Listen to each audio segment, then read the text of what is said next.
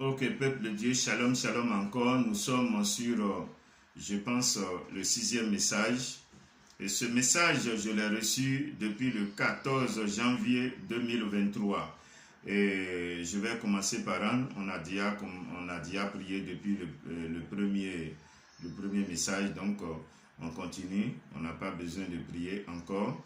Donc, je vais commencer le message. Comme je vous ai dit, véritablement, pardonnez-moi pour la qualité du son, la qualité de l'image, parce que ce n'est pas fait de manière professionnelle, ce n'est pas fait avec une caméra professionnelle, c'est juste avec un téléphone pour que le message du Seigneur, ou du moins le message du Seigneur puisse être rendu à son peuple. Que Dieu vous bénisse. C'est toujours votre humble serviteur, apôtre Imeaou, depuis la Côte d'Ivoire.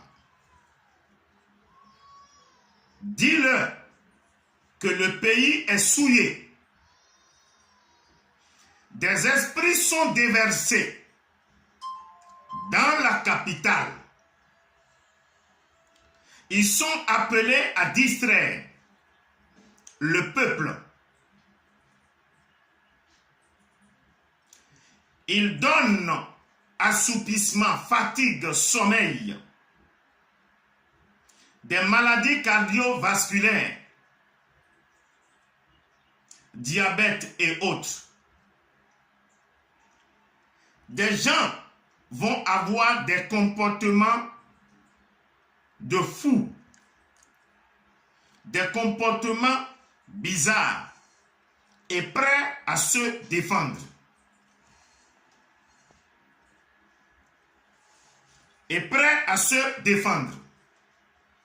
La prostitution va s'accroître. Point de honte pour la prostitution.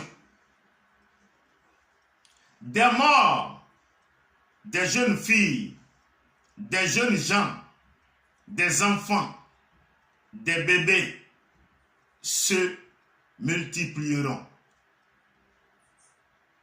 Des morts qui vont vous scandaliser.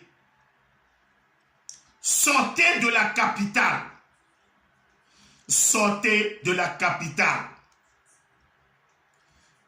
Celui qui passe son temps devant la télévision est dans la distraction totale. Celui qui passe son temps avec son téléphone est dans la distraction.